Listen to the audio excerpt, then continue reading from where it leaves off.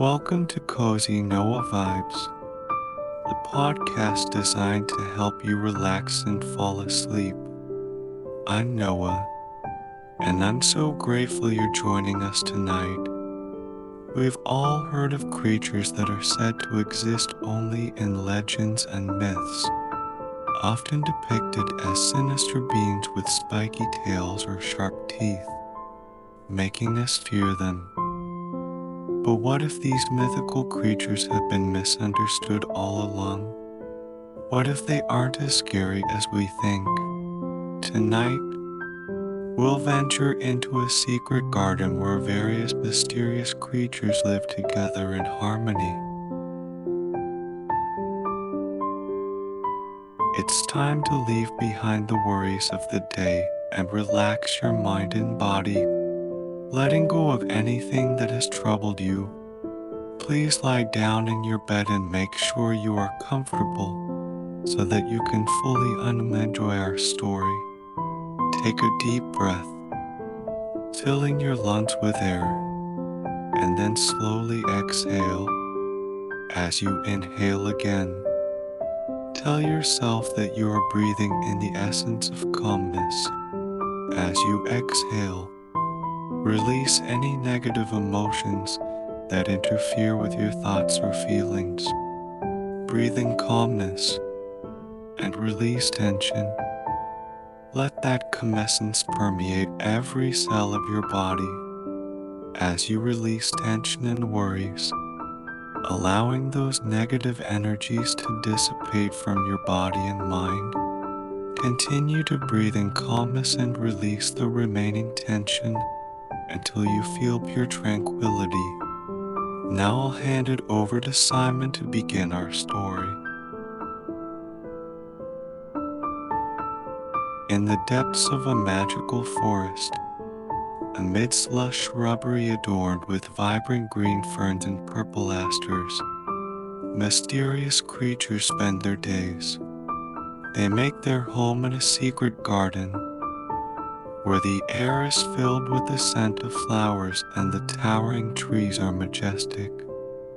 The entrance to the garden is hidden behind a curtain of swaying ivy, with tall grasses hugging the moss-covered ground, growing until they form a canopy of their own. This makes finding the arched gate to the secret garden almost impossible. And that's just how the creatures like it.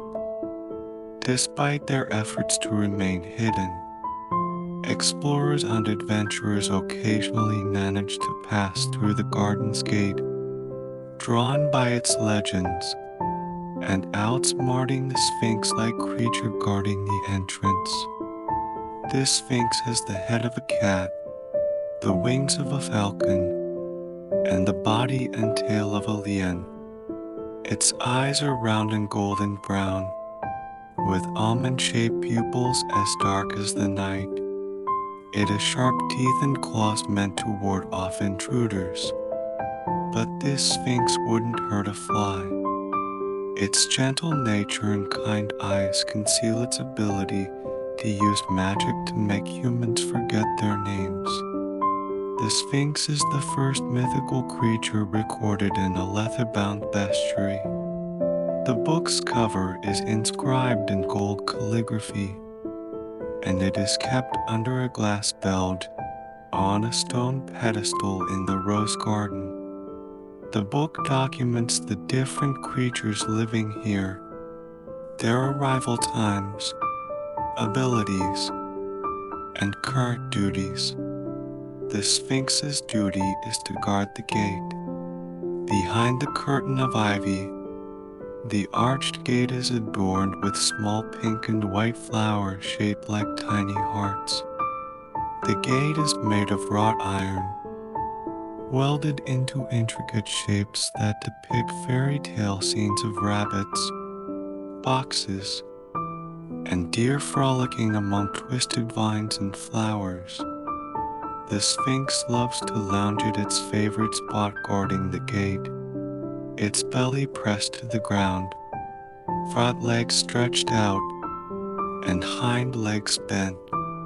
When it gets bored, which happens often, it licks its paws, stretches, or sleeps until awakened by the gnomes of the garden.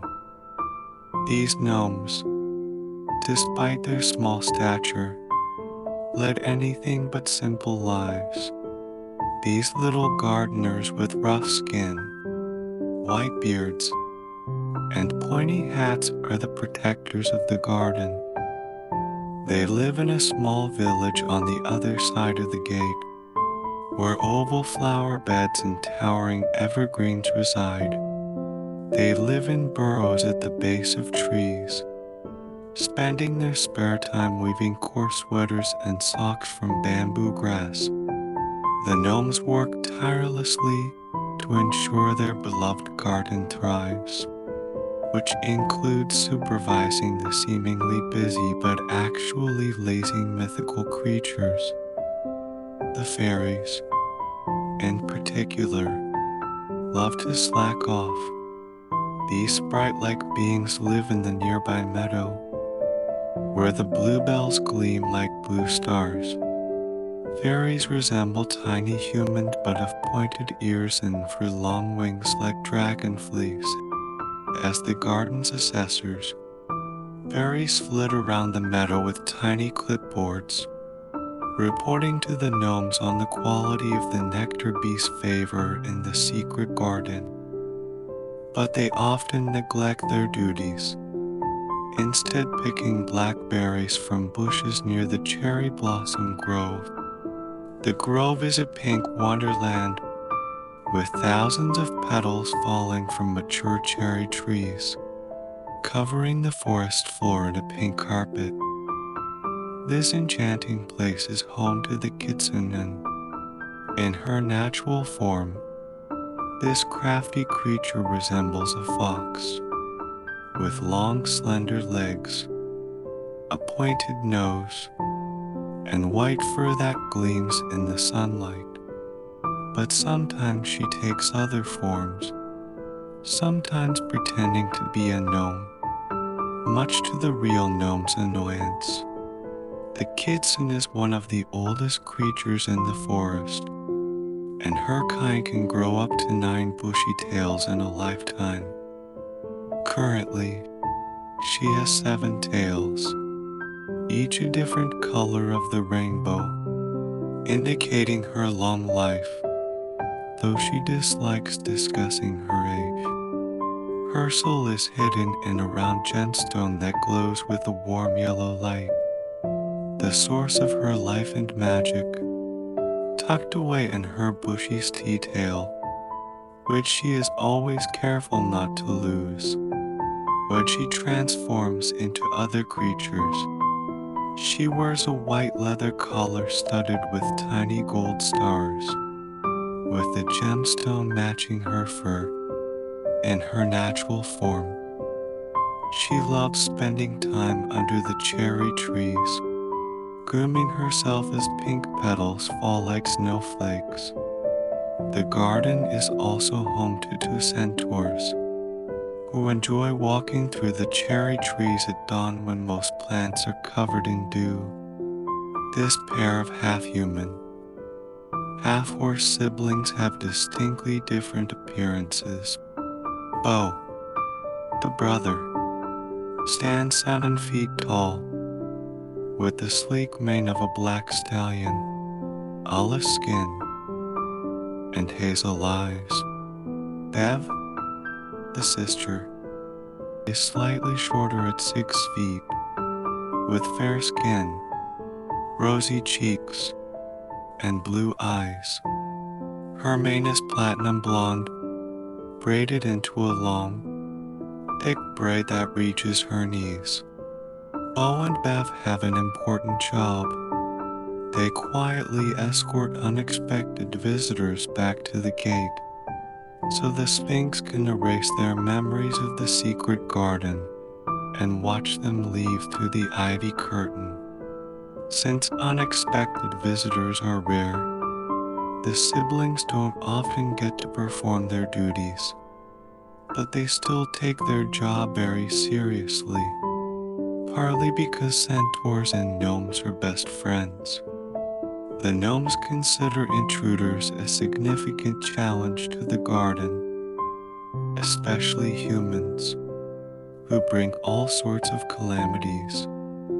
Humans pluck the golden flowers without regard for the gentle ogre pruning them and trample the flower beds of red poppies and pink tulips tended by the garden's Minotaur.